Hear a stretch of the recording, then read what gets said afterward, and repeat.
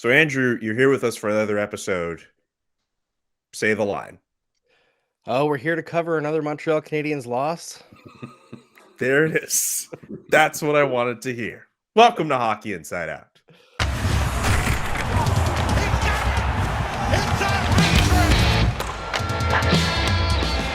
I'm Julian McKenzie, alongside two-thirds of the usual suspects. Stu Cowan, the Montreal Gazette, is here. Stanley Cup champion Rick Green is here. And tapping in, once again, special guest Andrew Berkshire, occasional columnist for the Montreal Gazette and host of Game Over podcast, which, if you heard the intro off top, you've heard him say, we're talking about a Canadiens loss a lot this year. And today's episode of Hockey Inside Out is no different, of course, because the night previous, before we were recording, the Canadiens got trampled by the Boston Bruins, 5-1 in Boston. It was their first game since New Year's, and I gotta admit, after a while, I did not really feel like watching that game. I watched. I know we all did because it's our jobs. But man, that was a tough watch. But so let's try to focus on the positives at the very least. Andrew, were there some positives you could take away from that game? I think you can look at Michael Pezzetta and say he was a spark plug that not often you can get Patrice Bergeron to take a dumb penalty. That's fun. He scored a nice little goal. You know what the biggest positive was for me watching that game was it's the first time in about 6 years where the game between Montreal Canadiens and the Boston Bruins felt a little bit memorable. That rivalry has kind of gone away ever since, Milan Lucic was traded away from the Bruins, PK Subban traded away from the Canadiens, guys like Dale Weiss, Alexei Emelin, who really invigorated the hate in that between those two teams, are gone. The Canadiens just haven't had a lot of bite to them over the last stretch. I mean, like you could say Ben Sherratt, but for some reason, like him and the Bruins never really got anything going. So that was kind of fun. Like it was a more fun game than a 5-1 loss usually is. So there's that. But in terms of, things to look forward to, I think the young players didn't really stand out very much. Nick Suzuki, I think, put his best foot forward during the game.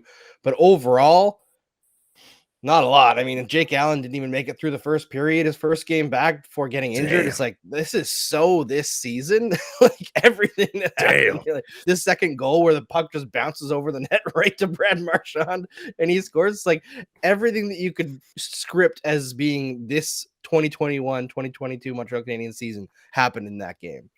Yeah, sadly, their streak of going 10 days without a loss came to an end. That's so mean. But, Andrew's right. I mean, I think I was looking forward to watching the game because we hadn't seen them play in so long, and on Twitter, and that a lot of fans were looking forward to seeing them play again. But then we were quickly reminded how bad this team was before COVID hit them.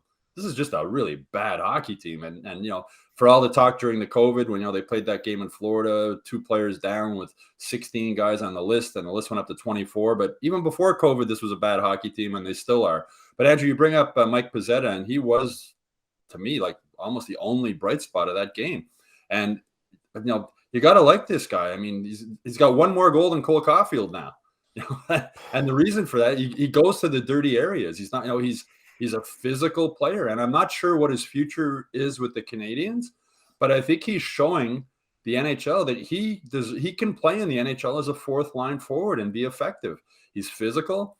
He gets under guys' skins, and he can score when he gets a chance. That was a nice goal he scored last night. He sort of spin around and put it up in the top corner. So I'm happy to see a guy like Mike Pezzetta for the long journey he's had to get to the NHL and the effort that he puts out there every single night. And sadly, not enough of his teammates are doing the same thing. Sadly, a lot of these guys seem too comfortable with losing. And Mike Pezzetta isn't comfortable. Mike Pezzetta knows he's playing for his future in the NHL. This is an opportunity he never expected to get this season. He got it, and he's making the most of it. And I'm really happy for the guy. But like I said, it's unfortunately not enough guys on the team are playing with the same effort and passion that he is. And it was always nice to hear everybody say, okay, 2022, we got the last part of the season. We are going to show what we're made of. We are going to perform. We are going to work hard. We're going to do all the things that everybody has been hoping to see. And guess what? We saw the same old stuff. So they've got their hands full. If you wanted to look at any type of positive, I'll say that the only positive that I could come up with is now they're officially last place in the league. And They are. They're doing their very best and doing a good job at, allowing themselves a really good chance to pick very high in the draft. The other positive very is now, true. the other positive now, there's only 47 games left this season. I'm glad we're having such great senses of humor about this. But yes, the Toronto Maple Leafs lost to the Arizona Coyotes, which means the Montreal Canadiens, your Montreal Canadiens, last place in the National Hockey League in points. I know a lot of people are looking at points percentage, but in points, the Canadiens dead last. How do you just a quick one here? How do you like their chances for Shane Wright when it's all said and done? I mean, it looks pretty good right now, right? I mean, got to tell you, the the Arizona Coyotes, they pushed hard to tank this season. Well, taken from a professional, you got to really push a lot harder than that, because the Montreal Canadiens have done a better job tanking this season than the Arizona Coyotes, and they didn't even do it on purpose. And they're spending to the cap and beyond. If there was any doubt that the Canadiens are in full tank mode, that was erased on New Year's Day when the NHL gave the Canadiens the option not to play against the Panthers when they had 16 guys on the COVID list and they had to play with only 18 players instead of 20. And they said, yeah, we want to play. Yeah. Like how the NHL, I mean, the NHL should have stepped in there, because basically what they did is hand 2 free points to the Florida Panthers. It's ridiculous. But I mean, that just shows when the Canadiens said we want to play that game, if there was any doubt whatsoever that they're in full tank mode, that proved that they are. And it's it's really disappointing. Again, we've talked about it before. And you look at some of these guys that you would hope they would play with some pride and know very well that should be a somewhat of an honor to wear a CH jersey, and they really don't show anything of caring or wanting to go that little extra to show well personally and as a group. And like I've touched on it before, they've got some real problem areas in their dressing room that they're going to have to try and address, because they're obviously going nowhere. You know what I wonder though, Rick? That game in Florida, playing with 2 players less obviously raises the risk of injury with guys being more tired. And I wonder if some of the players on the team looked at that and said, they want us to play this game seriously? They obviously don't care. They don't want to win, so why should I care? I wonder if that's something that might have had an impact within the room, because I'm sure a lot of players in that team did not want to play that game. Well, I mean, if you can go back even before the Florida game, and you can look at these same problem areas and talk about, wow, what's wrong with him? What's wrong with this guy?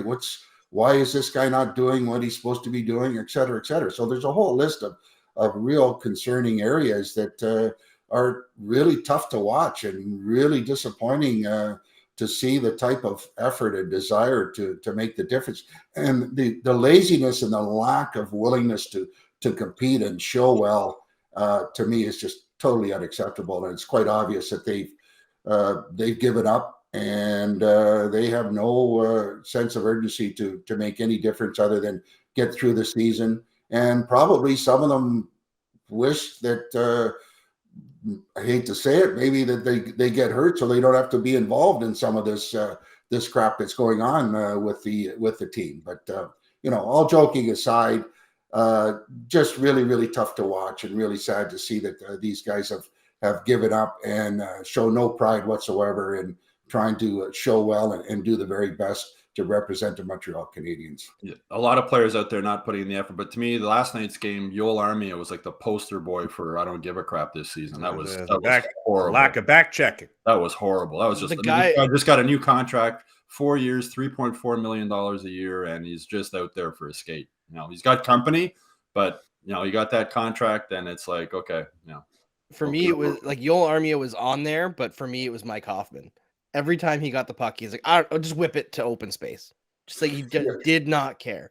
Like I swear, like Mike Hoffman in every meeting where they're talking about like strategy or like systems, he must be just like that Stephen A. Smith clip. They're like, let me just tell you right now, I don't care.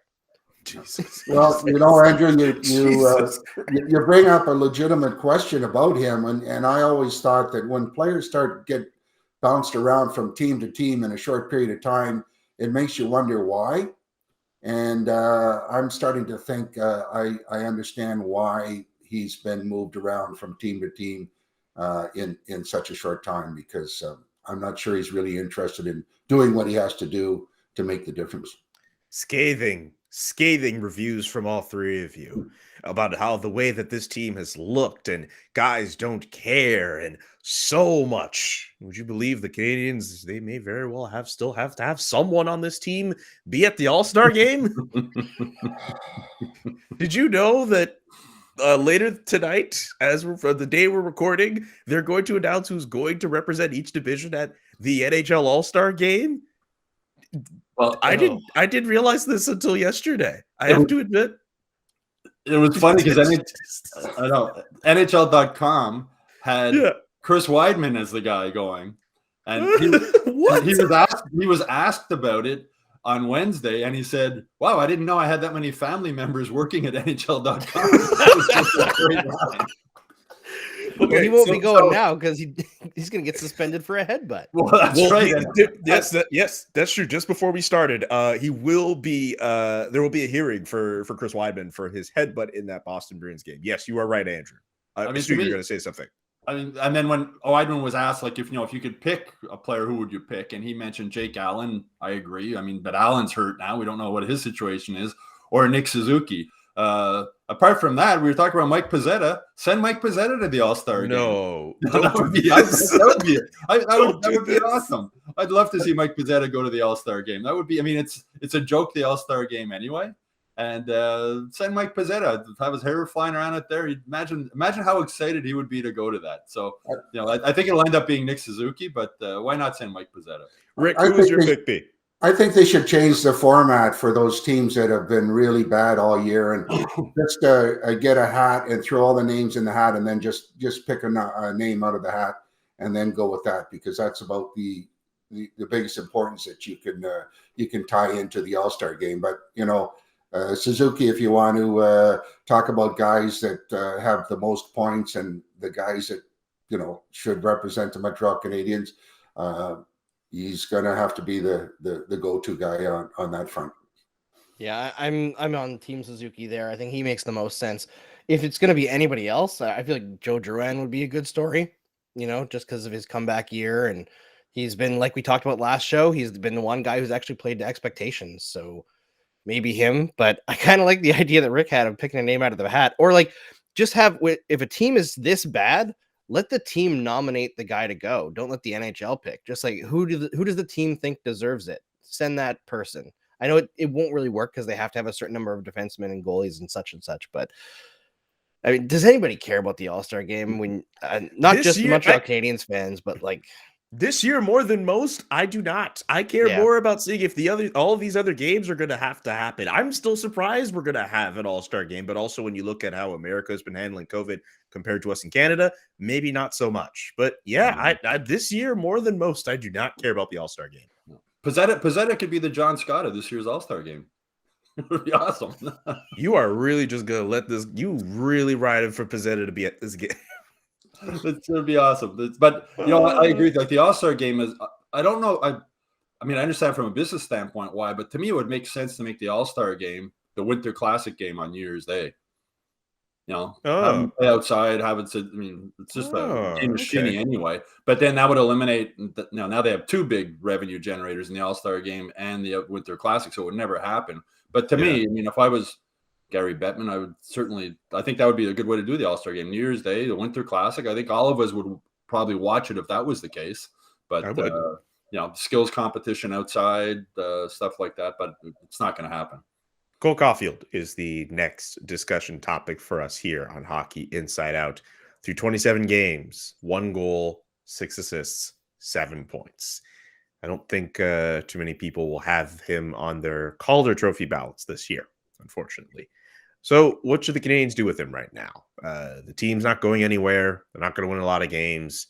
Talking about the environment that they're in.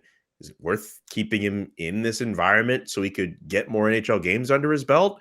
Or do you send him to the American Hockey League, where the Laval Rocket are not losing as many games as the Montreal Canadiens are? They're 4th in the North Division as we're recording. They could be competitive in the AHL, put him in that opportunity, put him in that space. What do you guys think? Rick, we'll start with you. Yeah, I think we were all hoping that Caufield was going to get his game back and, do the type of things that he's teased us with, in the playoffs because of, what he was able to bring. And obviously looking at his game, he looks lost out there. I mean, he doesn't know whether to go forward or to back up. And he just seems to be really confused along with a lot of other guys on how to play the game. And, the results speak for themselves that he's not generating much of what we used to see Cole Caufield do. And I think that maybe, if the numbers would allow it for him to get and go and play in a different environment, because it's really not a good situation for some of these young guys to experience and, continually lose and see the way that they're losing versus going into a little better environment where he's going to have an opportunity to maybe excel a little better and fine tune and get his feel back as far as, generating a lot more offensively. So it might be time to seriously consider moving him back down to Laval, getting him out of this environment and allowing this young kid to develop more on a positive note than seeing what we're seeing right now at the NHL level, because obviously he's not handling it very well, and I'm quite sure it's weighing on him quite substantially, and he needs to change the scenery and maybe go down there and feel better about himself and the whole situation. Yeah, I think the big mistake has already been made with Caufield, and that was that they called him up too early. He scored 1 goal in the American Hockey League, and they're like, okay, let's bring him back up. He's got his confidence back. And it's like, what are you doing? Just let him play. And like it might have been called up anyway with all the people in protocol, and they only had one guy left, JSD, in the American League who they could have called up. But at a certain point, they've got to be consistent here with Caufield. So they've got 2 choices. They can very carefully talk to him and his people and send him down to the American Hockey League in a way that he thinks it's a good idea so that him and his agent and his family aren't, ranting and raving and upset about how he's being treated, which frankly, I think they're fair to be upset if he gets sent back down after being sent back down and called up. And nobody likes the yo-yo situation, right? Or they can stick him with Suzuki and Arturi Lehkonen and just let them ride it out. It's not like they're trying to win games. Let that line figure out their chemistry and see if they can build something going towards next season. Lehkonen provides some space and some forechecking and some defensive insulation to that line, so Caufield and Suzuki can take advantage of that space and also freewheel and deal a little bit. Have some fun out there. Because what they're doing right now, I understand the idea of playing the kids together, but Ryan Poehling and Cole Caufield are not set to do the same thing going forward in the NHL. They're not going to play the same role. So the chemistry that they have might be good, but it doesn't make sense going forward. So the Canadiens have to start thinking into the future with Cole Caufield and not about right now. And if he doesn't score the rest of the season, that's terrible. But if he can get some chemistry going, it can be salvageable, right? They can build something towards next season. And I just don't think this is going to last forever. By the underlying numbers, Caufield should have about 6 goals right now based on the scoring chances that he's had, which is a 19 goal per 82 game pace, which isn't a complete disaster. It looks much worse than it is. Like much of the team, he's scoring far less than expected, and it's undeniable he's having a bad season. But they got to figure out a way to build something out of this instead of just putting him in the bottom of the lineup and letting him falter down there and waste space. I agree with you, Andrew. If they're going to keep him, play him with Suzuki and Lehkonen, because that's a possible line moving forward, right? There's 47 games left, and if it doesn't work, then serious reason to be concerned. I don't think Caufield would have been called up from Laval if it wasn't for the injuries they had at that point. I think they would have left him down there longer, which I think would have been the right thing to do. My concern watching him is that he looks timid on the ice. He looks like he's afraid to get hit. And at 5'6" and 160 pounds or whatever, that's not shocking at the NHL level, which is obviously a lot more physical than the NCAA. But for small guys to succeed in the NHL, like the Brendan Gallaghers and the Paul Byrons of the world, you got to be fearless. Like you got to be willing to go to the dirty areas. And he doesn't seem to be willing to do that. We talked earlier about Mike Pezzetta having one more goal now than Cole Caufield. Well, look where Mike Pezzetta scores his goals. And Caufield looks, how many times has he fanned on a shot? He looks nervous when he has the puck. He looks very timid in battles along the wall. And I think they got to send him back to the AHL and let him adjust to the physical style of play down there and learn. I don't know how you teach a guy not to be afraid of getting hit. Like, I don't know how you do that. I don't know if it's something you're born with or not. I mean, he was obviously targeted at the NCAA level and was hit, but it's a different thing getting hit by college guys than getting hit by big Rick Greens playing defense. And just like it's, you're talking about his family or his agent being upset if he gets sent down. He's got one goal. Like, if it wasn't Cole Caufield and he wasn't a first round pick, he would have been sent down a long time ago. It's just the game against Boston, you didn't even notice him. Like, he was invisible. Like, and in the playoffs last year, and he was noticeable every time he was on the ice. So big jump to the NHL, more games, more physical, getting hit every, you're playing 4 games a week in a regular schedule, a lot of physical pain and getting hammered around. And he looks uncomfortable on the NHL ice. I guess maybe that's the best way to put it. And I think really he's just following the suit of the environment that he's in. He's just, everybody on that whole roster is finding shortcuts. So you know what? He's just doing what the other guys are doing, and that's finding ways to cheat. And like I said, it's a bad situation for a young guy to learn that way when the expectations are much higher than what we're seeing. So the problem is the environment. The problem is what we're seeing on the ice, and he's just following suit with everybody else, cutting corners and finding the easy way out. Yeah, and Rick, as a coach, how do you adjust that attitude without having the ability to like get rid of players? Let's say, like, how do you go into the room and tell guys like, okay, clean slate, let's focus on doing things the right way and not worry? Like, I guess you can't really say not worry about wins and losses as a coach, but how do you focus guys on the task at hand and get them to stop taking shortcuts in a season like this? Andrew, I'm telling you, as a coach, your hands are really tied. I mean, these guys have these long-term contracts with nice cushions. These guys are going to be quite comfortable. When it comes down to it, they don't care so much about everything else other than themselves. And you really have a hard time in trying to get these guys to be held accountable if they don't want to do it. And I think a large part has to do with a lot of these guys have, like I said, long-term contracts.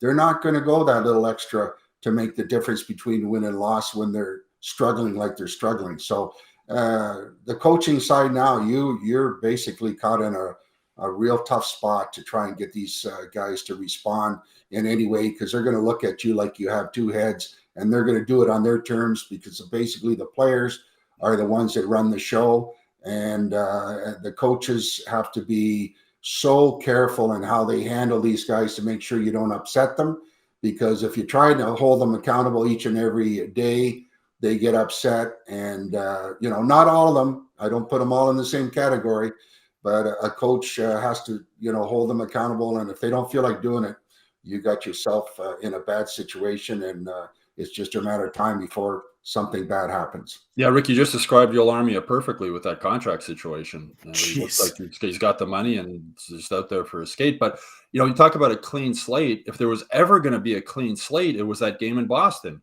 right? They had gone 10 days without a game. They had a week off to go home and refresh and clear your mind physically and get ready mentally. Clear your mind mentally, get ready physically. And they came back and played just the way they had before. And I'm wondering how much longer can they allow Dominic Ducharme to remain as coach if the guys obviously aren't playing for him? There's a long way to go. And as you're mentioning, Rick, if Jeff Petry's already spoken about how he's frustrated with the system and whatnot, and if the veteran guys are in the room saying the coach's system sucks or we're not happy with the coach, the young guys are listening to that, and that's a built-in excuse right there. And I've mentioned before, to me, the easy solution is to bring in Luke Richardson as an interim head coach until the end of the season, but that opens another language controversy, so I don't think that's going to happen. But I just don't see, if the effort level isn't there, like we saw again in Boston, how you can just keep the same coach behind the bench. I think you need have somebody to come in and give these guys a kick in the butt and say, we might not have the roster to win a lot of games, but the effort level is unacceptable the way it is right now. Yeah, well said on that with regards to Cole Caufield and essentially the rest of the team. The final question for you guys here. We couldn't get to this. This was announced pretty much right after we recorded last week, but Chantal Machabée, a longtime RDS reporter, going to the dark side, as we say in the journalism business, in all seriousness, joining the Montreal Canadiens as VP of communications. We joke about communications being the dark side, but it's a joke in a fun way. I don't mean as a bad joke. You know what I mean? Anyway, Chantal Machabée, in all honesty, one of the most respected colleagues you could ever come across in the Montreal journalism landscape. And we wish her nothing but the best with her new gig with the Montreal Canadiens in the comms department. But are there any notable takeaways? Because I do not work for the Gazette, but I'm very familiar with the back and forth between the Canadiens and the media, and some other outlets would feel the same too. Any takeaways from the fact that there is a new person, a new point, a new liaison to go to for media stuff, and it's no longer Paul Wilson? I mean, have you ever seen a move by the Montreal Canadiens in the last, who knows how many years it was essentially universally loved?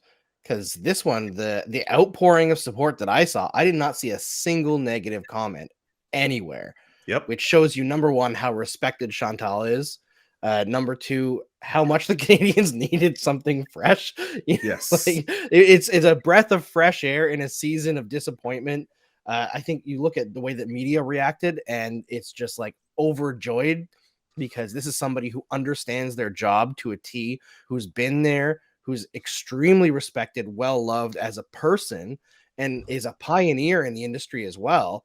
And somebody who's put up with a lot of garbage, I'm sure, especially at the beginning of her career when Chantal was the only woman. So that's another thing, right? The Canadiens have started to get a little bit of diversity in the organization, which is good. I think there's nothing bad about this that I can think of. I think this is a huge step forward, and possibly, hopefully, a bit of a show of their hand of how they're going to be treating media going forward. Maybe the Canadiens are going to be a little bit more open, a little bit more transparent with how they do things, and allowing media who are a little bit more critical to have their say as well.